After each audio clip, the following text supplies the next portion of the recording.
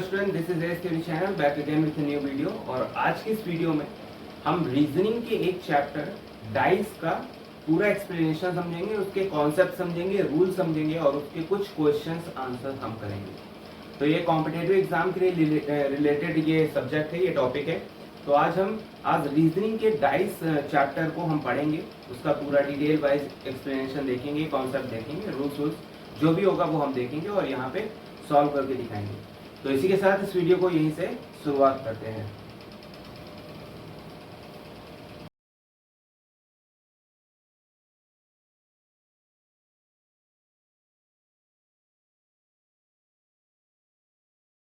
है डाइस और सॉरी, जो हमारा सब्जेक्ट है वो है रीजनिंग और टॉपिक हमारा क्या है, डाइस, या फिर इसे पासा भी कहते हैं। ठीक है, तो पासे को हम आज पूरी डिटेल वाइज हम इसका एक्सप्लेनेशन देखेंगे, सारे रूल्स पढ़ेंगे और उसके बाद जितने भी क्वेश्चंस मैं आपको कराऊंगा, प्रैक्टिस सेट भी कराऊंगा, तो वो सब तो आपको पूरा हो ही जाएगा, समझ में आ जाएगा। तो सबसे पहले यहाँ पे शुरू करते हैं, एक डाइस बना लेते हैं सबसे पहले।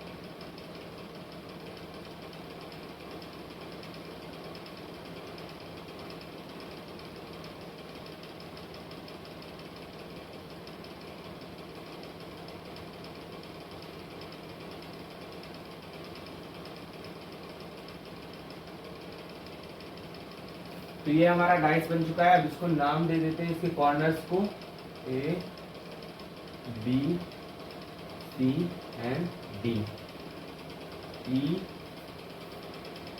F G and H.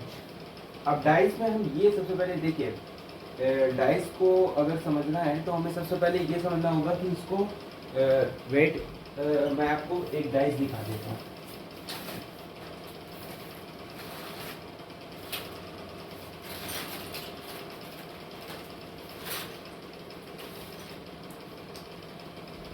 Dice ये है, ये आप देख सकते हैं, लूडो का डाइस जो होता है वही डाइस इसमें दिखाया गया है।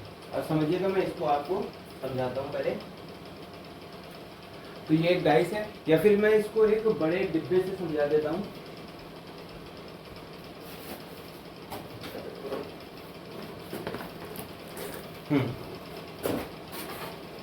बड़े डिब्बे से समझते थे, जैसे ये एक बड़ा डाइस है, समझिएगा, ठीक है।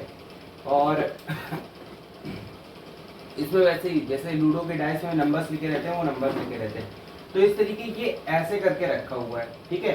आपको इधर से 3 फेसेस इसके दिख रहे होंगे, एक फ्रंट दिख रहा है, एक अपर दिख रहा है और एक राइट दिख रहा है, ठीक है। ये अपर हो गया, ये फ्रंट फेस हो गया, ये राइट हो गया, ठीक है। और इसके जो बैक और डाउन और बैक फेस और जो बॉटम फेस है और इधर लेफ्ट फेस है वो भी इसमें दिख रहा है, लेकिन इसमें नहीं दिख रहा है, ठीक है। तो डाइस के जो क्वेश्चंस आएंगे उसमें सिर्फ आपको 3 सरफेस आपको देखने को मिलती है। अब मैं इसमें आपको समझा देता हूँ कि यहाँ पे लिख के आपको बता दे रहा हूँ कि जो ए बी सी डी है, ये हमारा फ्रंट फेस होता है, फ्रंट सरफेस होगा इसका। और हमारा ई एफ जी एच है, वो हमारा बैक सरफेस है, बैक फेस है, ओके। और ये दोनों क्या होते हैं आपस में, ये दोनों होते हैं आपस में अपोजिट। ये दोनों आपस में क्या होते हैं, अपोजिट होते हैं। अब हम यहाँ समझेंगे कौन सा है, A B F E, A B F and E, ये हमारा होता है टॉप। एंड उसके बाद हमारा होता है D C G H, D C G H, ये हमारा होता है बॉटम फेस। ये दोनों भी हमारे क्या होते हैं, अपोजिट होते हैं, ठीक है। अब क्या बचा, A E H D, A E H D और A E H D, B F G C, B F G C. A हो गया लेफ्ट एंड ये हो गया राइट।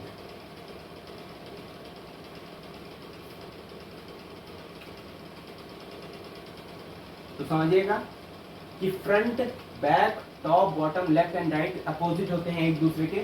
ये एक दूसरे के अपोजिट होंगे, ये एक दूसरे के अपोजिट होंगे, ये एक दूसरे के अपोजिट होंगे। अब समझना फ्रंट कहाँ पे आ रहा है, फ्रंट कहाँ दिख रहा है। तो फ्रंट कौन सा है, ABCD, यानी कि जो सामने बन रहा है, ये जो फेस इसका बन रहा है ये होता है front face. EFGH, EFGH back पे जो बन रहा है वो हमारा है बैक फेस, ठीक। ABFE, ABFE top face. BCGH bottom face.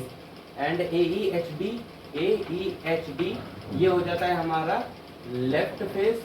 इधर से हाँ रुक जाइए, मैं ऐसे बना देता हूँ। इधर ये लेफ्ट हो जाएगा, इधर ये बैक हो जाएगा, ठीक है। इधर ये हो जाएगा राइट, ठीक। लेफ्ट ये वाला हो जाएगा, ये पूरा ये, ठीक है, ये पूरा। बैक ये वाला हो जाएगा, राइट ये वाला हो जाएगा, ठीक है। अब बात आई बॉटम की और फ्रंट की। तो फ्रंट हम इसको ले लेते हैं, तो हमारा फ्रंट ये रहेगा, ठीक है। फ्रंट हमारा ये हो जाएगा और बॉटम हमारा ये हो गया। बॉटम जो नीचे की तरफ बन रहा है, जो नीचे डिब्बा रखा जा रहा है, ठीक है। और जो हमारा टॉप वाला है, टॉप तो पूरा ये इस तरीके बन रहा है, इधर से इधर से। इसका जो ये वाला फॉर्म है, यानी कि AEFB, ये जो ऊपर का बन रहा है ये हो गया इसका टॉप वाला फेस। तो सबसे पहले आपको ये याद करना है, इसकी ये नोट्स बनानी कि front back opposite, top bottom opposite, left right opposite. ये तो सिर्फ समझाने के लिए मैंने बना दिया था कि इसमें फ्रंट, बैक, टॉप, बॉटम और लेफ्ट और राइट क्या होता है, ठीक है। तो इसको आपको ये समझ के रखना है, ठीक। इसके बाद अब नेक्स्ट चलते हैं।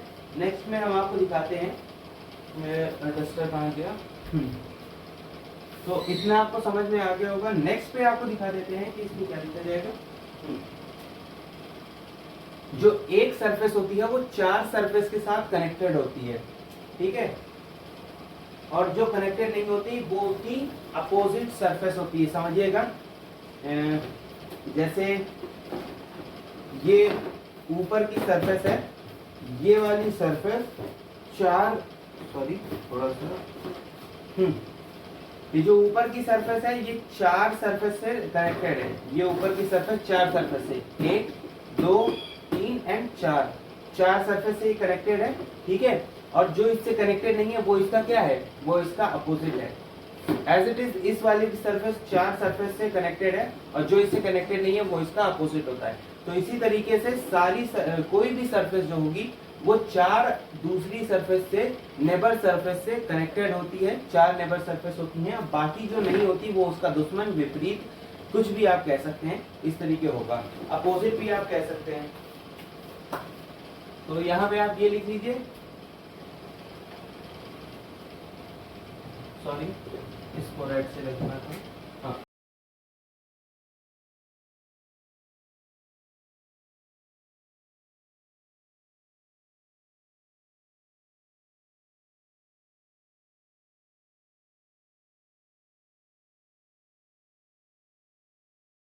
तो एक सरफेस अन्य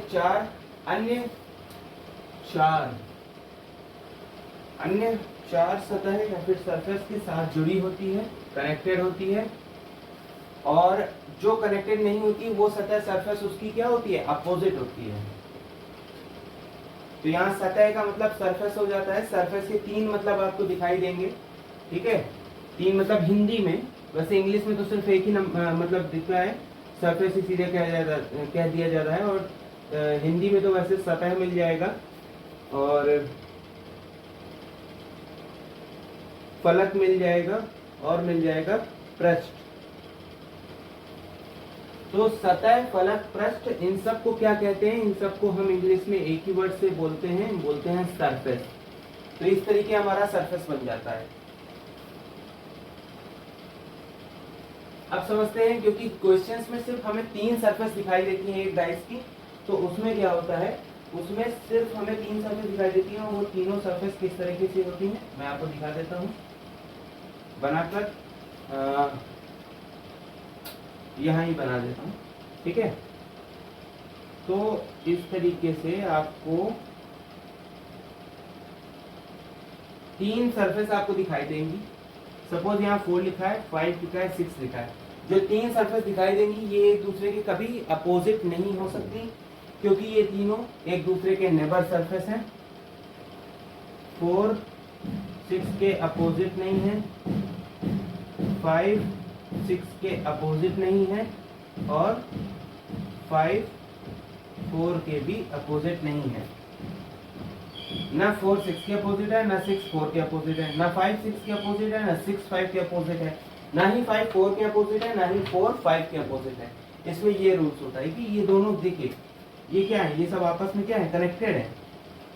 ये देखिए, ये कनेक्टेड, ये कनेक्टेड, ये कनेक्टेड। इस तरीके से कनेक्शन होने के कारण ये एक दूसरे के नेबर सरफेस होती हैं। ये कभी भी अपोजिट नहीं हो सकती, कभी भी विपरीत नहीं होंगी।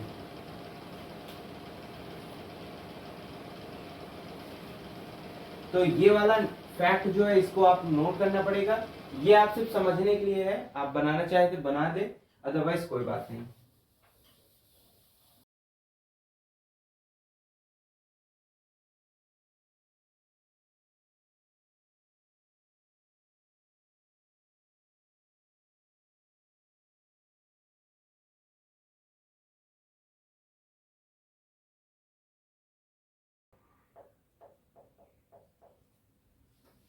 ये एक और चीज आपको समझनी होगी कि क्वेश्चन में अगर मूल पासा दिया होता है तो उसमें जो अपोजिट होता है, अपोजिट के सरफेस का जो टोटल होता है, ठीक है, अपोजिट के सरफेस का टोटल हमेशा 7 होता है। सपोज समझिएगा, अगर देखिए मैं बता रहा हूं, टॉप आपका 1 है तो बॉटम आपका 6 होगा। इन दोनों का सम कितना होता है, 7। सेम राइट आपका 2 है, लेफ्ट आपका 5 होगा। फ्रंट आपका 3 है, बैक आपका 4 होगा। तो इस तरीके से आपको यहाँ पे नंबर्स देखने को मिलेंगे कि टॉप बॉटम एक दूसरे के अपोजिट होता है, और स्टैंडर्डाइज है तो उसमें क्या होता है, टॉप और बॉटम दोनों प्लस करके 7 का आंसर देते हैं, इक्वल करते हैं, ठीक है। और राइट और लेफ्ट में क्या होता है, 2 + 5 ये भी 7 हो जाता है, फ्रंट बैक 3 + 4 होता है, जो क्या बोलते हैं, स्टैंडर्डाइज होती है। जैसे कि आप इसमें देख सकते हैं, आपको दिखा देता हूँ, कैमरे में शायद नजर आ रहा है कि नहीं। ये 3 है, सेम इसके अगर पीछे हम जाके देखेंगे तो 4 है, यानी कि 3 + 4 7। ये 1 है, 1 के पीछे हम जाके देखेंगे तो 1 और 6 7। ये 2 है, 2 के पीछे हम जाके देखेंगे तो 2 और 5 7। तो इस तरीके से हमारे ये स्टैंडर्डाइज होते हैं, ठीक है। अब आते हैं रूल नंबर 1 पे। तो डाइस के क्वेश्चंस को सॉल्व करने का जो रूल नंबर 1 है वो हमारा इस प्रकार से है। रूल नंबर 1 हमारा ये कहता है कि, आप समझिएगा,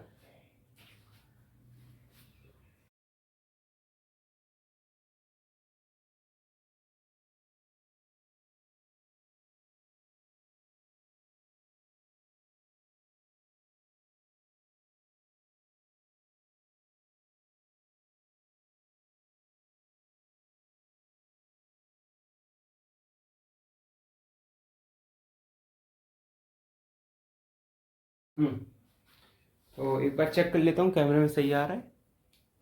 कैमरे में तो सही आ रहा है। Wait a second.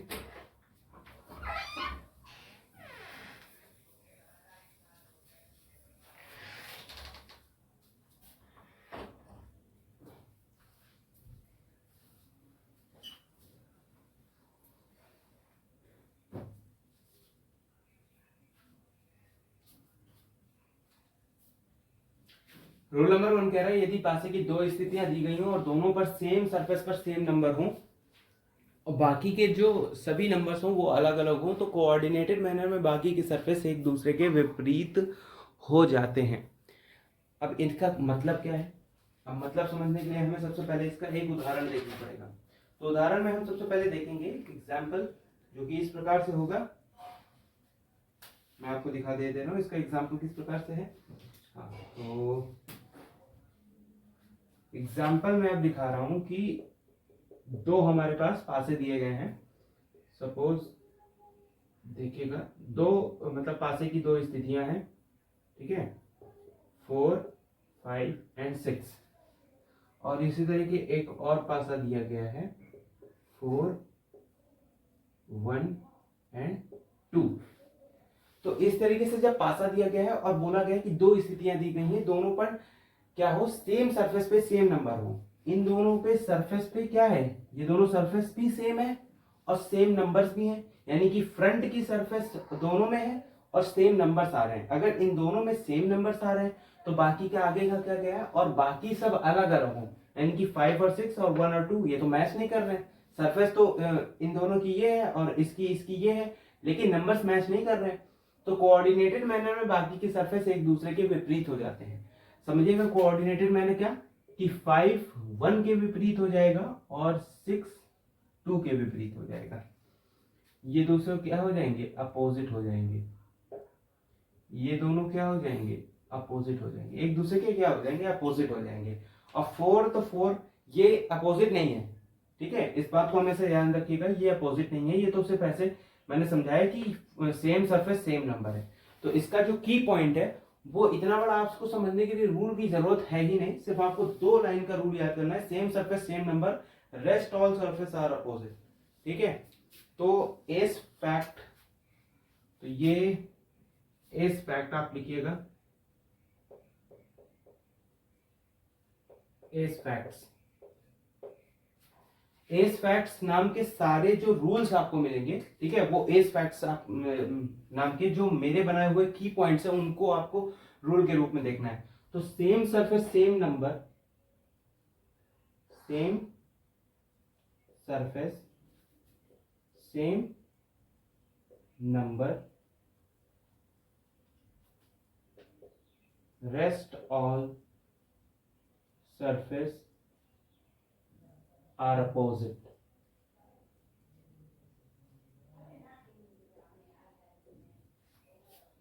तो same surface same number, rest all surface are opposite, इसका मतलब ये हुआ कि सेम नंबर सेम सरफेस जो होता है, ठीक है, वो सब तो सेम रहेंगे, उनसे कोई मतलब नहीं है। बाकी के जो नंबर्स बच रहे हैं वो सब क्या हो जाएंगे, एक दूसरे के कोऑर्डिनेटेड मैनर में अपोजिट हो जाएंगे। तो इसको आपको नोट कर लेना है। ये आपको क्या करना है, ये आपको नोट करके रखना है, इसको आप नोट कर लीजिए और अच्छे से एक बार समझ लीजिएगा पूरा। और जब ना समझ में आए तो वीडियो को रिपीट करके देख लीजिएगा। वीडियो को पूरी रिपीट नहीं करना, सिर्फ इसे ही रिपीट करना है। अगर यही नहीं समझ आ रहा, शुरू से वीडियो नहीं समझ में आ रही तो कोई बात नहीं, उसको फिर से रिपीट करके आप समझने की कोशिश कीजिएगा। मेरे से जैसा सिंपली हो के मैं समझा रहा हूँ, जितना सिंपल करके इसको मैं समझा रहा हूँ उतना सिंपल करने का मैं ट्राई कर रहा हूँ, एफर्ट कर रहा हूँ। अब इसमें आपको मैंने सिर्फ एक सिंपल सा एस फैक्ट का रूल बना के दे दिया कि same surface same number, rest all surface are opposite. इतना बड़ा समझने की हमें कोई जरूरत नहीं है रूल, ठीक है, ये तो सिर्फ बुक की भाषा है, ये अपनी भाषा मैंने बना के आपको दे दिया। अब आप इसे नोट में बना ले और एक एग्जाम्पल बस लिख ले। इसी के बाद जितने भी सारे एग्जाम्पल आएंगे वो सब इसी तरीके के आएंगे। अगर आपको मैं एग्जाम्पल्स दिखा देता हूँ, एग्जाम्पल भी आपको मैं करवा दे रहा हूँ।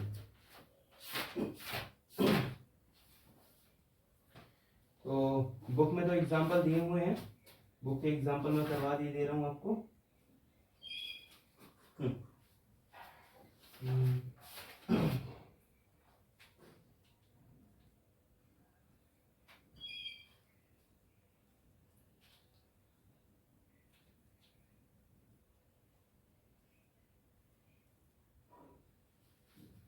ठीक है, तो आपको हाँ एग्जाम्पल मैं करवा रहा हूँ, वेट अ सेकेंड, इसको पूरा मुझे मिटाना पड़ेगा।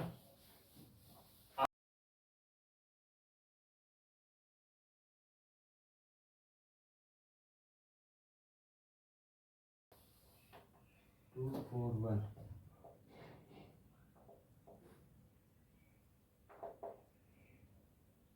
टू 4 and 1, ठीक है, 2 4 1 हो गया और 5 3 1। तो 5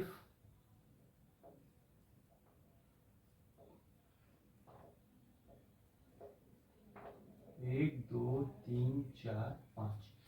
कैमरा चेक कर लेता हूँ, देख लेता हूँ कि सही से दिख रहा है कि नहीं। हाँ एकदम परफेक्ट दिख रहा है। तो इसमें देख रहे हैं कि जैसे ऊपर दिया हुआ है 2 4 1 एंड ऊपर इसमें दिया हुआ है 5 3 1। इसमें क्या देखना है आपको, इसमें सवाल में पूछा गया है क्वेश्चन में कि यदि नीचे में बिंदुओं की संख्या 4 है तो ऊपर के बिंदुओं की संख्या क्या है। जब भी क्वेश्चन बोल रहा है कि नीचे ये है तो ऊपर, सॉरी रुक जाइए, नीचे ये है डैश डैश डैश, तो ऊपर क्या होगा। ठीक है, तो ये बोला है नीचे ये है तो ऊपर क्या होगा। इसका मतलब नीचे और ऊपर, नीचे ऊपर माने यानी कि बॉटम और टॉप। फिर से अपोजिट की बात बोली है। सिर्फ हमें ये नहीं देखना कि नीचे क्या है ऊपर क्या है, ये सब हमें कोई ध्यान नहीं देना, सिर्फ अपोजिट की बात बोली है। इसी तरीके आपको दे देगा दाएं और बाएं। ठीक है, दाएं बाएं दे देगा, आगे और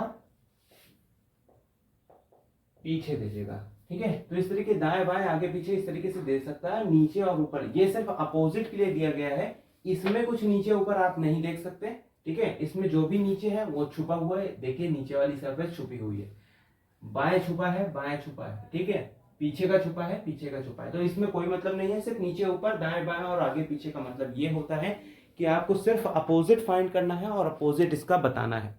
तो अपोजिट में निकालने के लिए कहा गया है कि नीचे बिंदुओं की संख्या 4 है, यानी कि ये वाली जो संख्या है वो 4 बताई गई है। ठीक है, तो नीचे बिंदुओं की संख्या 4 है तो ऊपर के बिंदुओं की क्या होगी, यानी कि 4 का अपोजिट हमें फाइंड करना है। अब रूल नंबर 1 के हिसाब से एग्जांपल लगेगा तो हमें क्या फाइंड करना है। सबसे पहले same surface same number. Same surface same number का मतलब होता है कि जो भी सरफेस सही मैनर में लगी हो, ठीक है, मतलब कोऑर्डिनेटेड मैनर में हो, ये यहाँ पे है ये यहाँ पे है और इसमें दोनों में सेम नंबर है यानी कि सिंगल डॉट है यानी कि 1 नंबर है, तो ये दोनों सेम सरफेस सेम नंबर हो गए। तो rest all surface are opposite, तो ये इसके अपोजिट हो गया, ये इसके अपोजिट हो गया। और जब अपोजिट की बात की गई थी तो नीचे ये है तो ऊपर क्या होगा ये हमसे पूछा गया। तो नीचे 4 है तो ऊपर ऑब्वियसली 3 होगा, इसका आंसर 3 हो जाता है। नहीं समझ में आया कोई बात नहीं, फिर से समझाते हैं। आ गया तो अच्छी बात है, नहीं समझ में आया तो एक बार फिर से मैं आपको समझा देता हूँ। क्वेश्चन बोल रहा है कि नीचे अगर संख्या 4 है तो ऊपर संख्या क्या होगी। अब नीचे संख्या 4 है, नीचे ये है 4, तो ऊपर क्या होगी हमसे ये पूछा गया है। तो नीचे जब भी क्वेश्चन बोले कि नीचे ऊपर दाएं बाएं आगे पीछे, तो इसको आपको सीधे अपोजिट मानना है कि ये अपोजिट पूछ रहा है और कुछ नहीं पूछ रहा है, कि हमसे अपोजिट पूछ रहा है।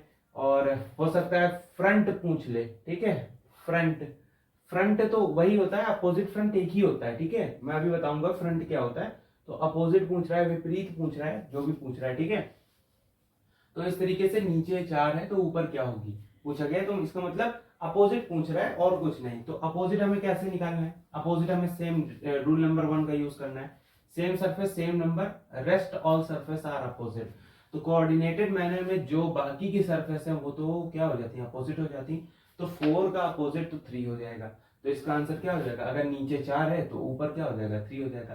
यानी कि नीचे 4 है तो ऊपर 3 मीन्स नीचे, यानी कि जो आगे दिया गया है समझ लीजिएगा अपोजिट, नीचे ऊपर एक दूसरे के अपोजिट होते हैं। तो 4 है तो 4 का अपोजिट 3 हो जाएगा। इस तरीके से ये आंसर सॉल्व हो गया। अब आपको एक और करके दिखा देता हूं, उसमें आप समझिएगा, आप खुद समझिएगा, थोड़ा सा आप दिमाग लगाइएगा, फिर मैं खुद कर दूंगा उससे। ठीक है, तो 2 3 5 1 4 5। ठीक,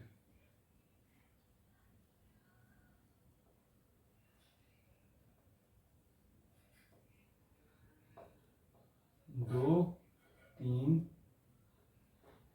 5 और 1 3 5, नहीं 1 4 5 है, कितना है, हाँ 1 4 एंड 5। तो जैसा कि इसमें डाइस की दो स्थितियां दी गई हैं आपको इसमें, हाँ इसमें तो परफेक्टली दिख रही हैं, हाँ हाँ दिख रही हैं। तो यहाँ पे क्या है, रुकिए थोड़ा सा इनको अंदर के जो वो है इनको मैं थोड़ा सा बड़ा कर देता हूँ।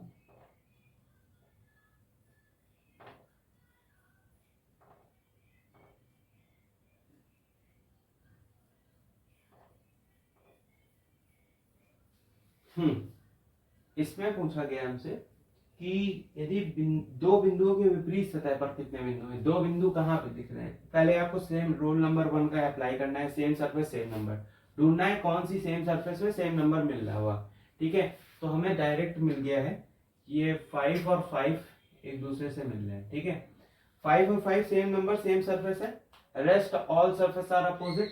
इट मींस कि जितनी भी बाकी की सरफेस है वो एक दूसरे के मतलब रिस्पेक्टिवली क्या हो जाएंगी, वो एक दूसरे के अपोजिट हो जाएंगी। और इसने पूछा है कि दो के अपोजिट क्या होगा, तो आपको खुद ही पता चल रहा होगा कि दो के अपोजिट क्या है। आप बता ही सकते हैं, आपने डायरेक्ट जवाब दे दिया होगा कि दो के अपोजिट क्या है।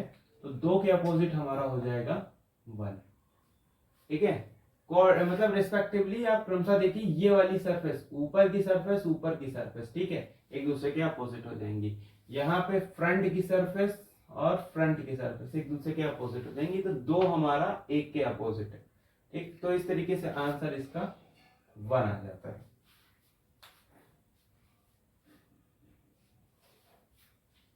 इस तरीके से आंसर हमारा इसमें 1 आ जाता है। इसके बाद हम देखते हैं कि हमारे पास रूल नंबर 2 की बात करते हैं। रूल नंबर 2 क्या कहता है। आज ज्यादा वीडियो मैं नहीं बना पाऊंगा क्योंकि लाइट थोड़ा चली गई है, इस वजह से मतलब पूरी वीडियो इसकी नहीं बना पाऊंगा, लेकिन फिर भी मैं 3 रूल्स बता दूंगा। 3 रूल्स में आपको पूरा समझा दूंगा।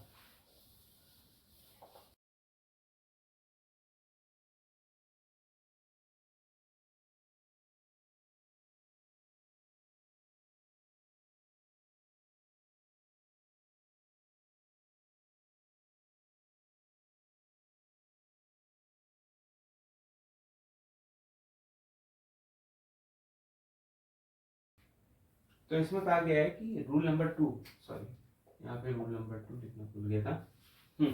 तो रूल नंबर 2, यदि दो स्थितियां दी हुई हैं और अलग अलग सरफेस में सेम नंबर आते हैं तो उसी नंबर से क्लॉकवाइज घूमने पर हम क्रमशः विपरीत सतहों को पाते हैं। ठीक है, विपरीत सतह पाते हैं। अब इसका मतलब क्या है, एग्जांपल से मैं आपको समझा देता हूँ। एग्जांपल मैं आपको दिखा देता हूँ कि 2 5 6 एंड 2 3 4। ठीक है, 2 5 6 एंड 2 3 4। यहाँ पे क्या दिख रहा है, रुक जाए कैमरे में चेक कर लूँ एक बार फिर से। थोड़ा सा गड़बड़ दिख रहा है, आपको सही से नहीं दिख पा रहा होगा। ये 2 थोड़ा सा बार बार चेक करना पड़ जाता है, एक बार फिर से देख। हाँ, तो इसमें आपको दिख रहा होगा मार्कर थोड़ा गड़बड़ हो रहा है, कोई बात नहीं। तो क्या बोल रहा है कि अलग अलग सरफेस में सेम नंबर दिए हुए हैं तो उसी नंबर से क्लॉकवाइज घूमने पर हमें क्रमशः विपरीत सतह मिल जाती है। तो क्लॉकवाइज कैसे घूमते हैं, क्लॉकवाइज सीधे ऐसे घूमते हैं, यू घूमते हैं। ठीक है, तो हम उसी नंबर से घूमेंगे जो भी सेम नंबर हमें दिख रहा है अलग अलग सरफेस पे। तो इस नंबर से हम ऐसे क्लॉकवाइज घूमे तो सबसे पहले हमें मिला 5, देन उसके बाद मिला हमें 6। इसमें हम घूमे, सबसे पहले हमें मिला 4, देन उसके बाद मिला 3। तो हमने फर्स्ट वाले केस पे और सेकेंड वाले केस पे एक इक्वेशन बनानी है, लाइक 2 और उसके बाद हमें मिला 5, देन उसके बाद हमें मिला 6। सेकेंड केस पे 2, उसके बाद हमें मिला 4 एंड उसके बाद हमें मिला 3। तो जब इस तरीके से हमने देखा तो हमें ये प्राप्त हुआ कि 5 और 4 एक दूसरे के अपोजिट हो जाएंगे और 3 और 6 एक दूसरे के अपोजिट हो जाएंगे। अब इसका की पॉइंट रूल जो है, इसमें क्यों नहीं दिख रहा सही से,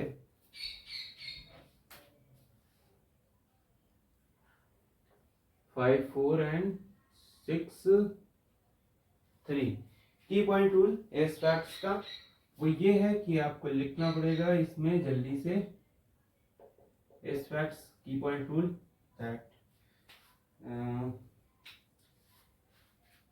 different surface same number clockwise number are opposite. Different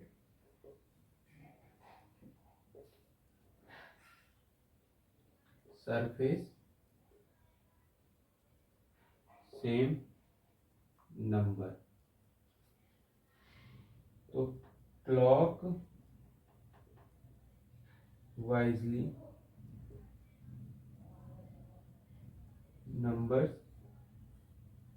are opposite. एक बार चेक कर लेता हूँ कैमरे में, क्योंकि फॉर्मूला सही से दिखना चाहिए।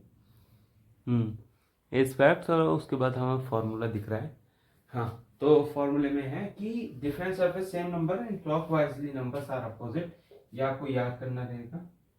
एक बार आप इसे याद कर लेंगे तो आपको पूरा इतना बड़ा कोई याद करने की समझने की कोई जरूरत नहीं, सिर्फ सीधे डायरेक्ट एज फैक्ट्स का रूल आपकी पॉइंट्स याद कीजिए। Different surface same number and clockwisely numbers are opposite, इतना बस आप याद कीजिए। सारे क्वेश्चंस आपके जल्दी से जल्दी सॉल्व होना शुरू हो जाएंगे।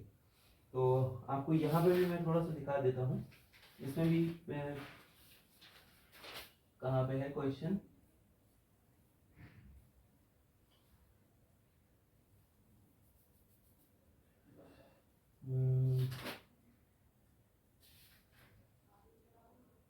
हाँ, तो 145 एंड 523 एक एग्जांपल हम ले लेते हैं।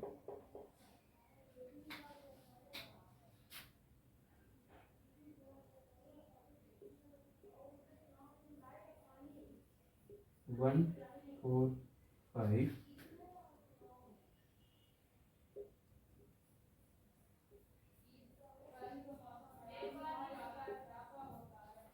543। अब यहाँ पे हम देखेंगे कि डिफरेंट सरफेस है और सेम नंबर्स हैं। तो डिफरेंट सरफेस सेम नंबर, तो उसी नंबर से हमें क्या करना है, क्लॉकवाइज घूम लेना है। तो क्लॉकवाइज घूमने में हमें मिला पहले तो 4, देन उसके बाद 1। अब इधर से हमने घूमा तो हमें पहले मिला 3, उसके बाद 4। अब यहाँ पे हम देखेंगे कि जो इक्वेशन बनेगी वो हमारी बनेगी 5, 4 एंड 1 की। देन उसके बाद नेक्स्ट केस में हमारी बनेगी 5, 3 एंड 4 की। और इसमें हमसे पूछा गया था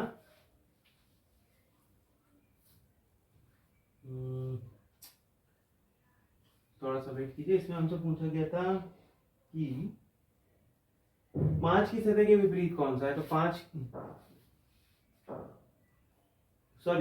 सतह की नहीं, 4 की सतह के विपरीत कौन सा है। तो 4 की सतह के विपरीत आपको दिख ही रहा होगा कि 3 है। ठीक है, 4 की सतह में आपको वेट ए सेकेंड, इसमें दूसरा मैंने एग्जांपल आपको दे दिया है, कि दूसरे रूल का एग्जांपल था। इसमें मैं चेंजमेंट कर दे रहा हूं, मैं इसको 5 इसको 2 कर दे रहा हूं। ठीक है, और यहाँ पे भी 2 कर दे रहा हूं। ठीक है, तो यहाँ पे एग्जांपल मैंने दूसरे क्वेश्चन का दे दिया था, लेकिन एग्जांपल हम उस तरीके से आप यहाँ पे बना भी सकते हैं, इसमें कोई दिक्कत वाली बात नहीं है। तो एग्जांपल यहाँ हमने बना के देख लिया कि यहाँ पे दिख रहा है कि हमें 2 के विपरीत जो मिल रहा है वो 3 मिल रहा है। तो हमें क्या करना है, different surface and same number clockwisely number are opposite, ये वाला रूल फॉलो करना है जब डिफरेंट सरफेस हो और सेम नंबर हो। रूल नंबर 3 मैं आपको बता दे रहा हूँ, फिर इसके बाद मैं इस वीडियो को पॉज कर दूंगा, क्योंकि अभी थोड़ा सा इलेक्ट्रिसिटी चली गई है और मेरे को काफी ज्यादा गर्मी लग रही है।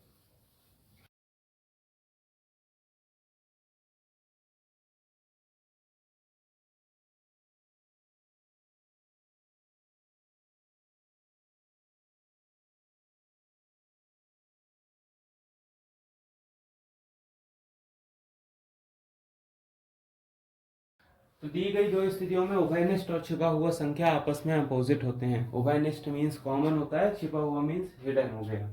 तो कॉमन जो दोनों स्थितियों में मिल रहा हो नंबर, ठीक है, और हिडन जो दोनों स्थितियों में भी ना मिल रहा हो। ठीक है, तो सीधे इसको समझना है। इसमें कौन सा क्वेश्चन है, 4 to 5 एंड 3 to 6। एग्जाम्पल हम देख लेंगे, 4 to 5 एंड 3 to 6। 4 to 5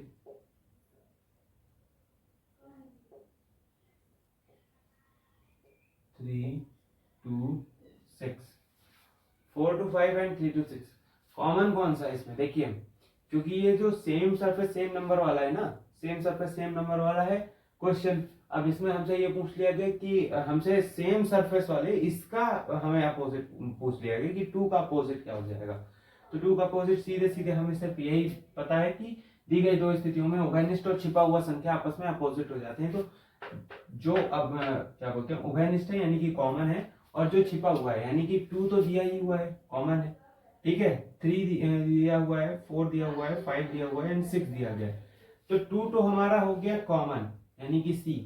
एक कौन सा नंबर है जो नहीं दिया गया, वो है 1। 1 हमारा है हिडन। तो hidden and common are always क्या बोलते हैं, अपोजिट। तो हिडन और कॉमन हमेशा अपने एक दूसरे के अपोजिट होते हैं। इस फैक्ट में आप लिख लीजिए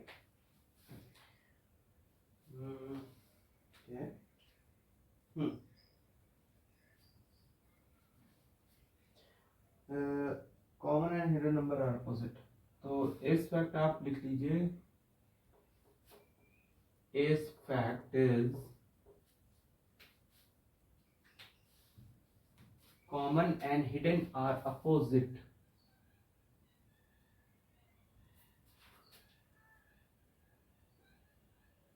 common and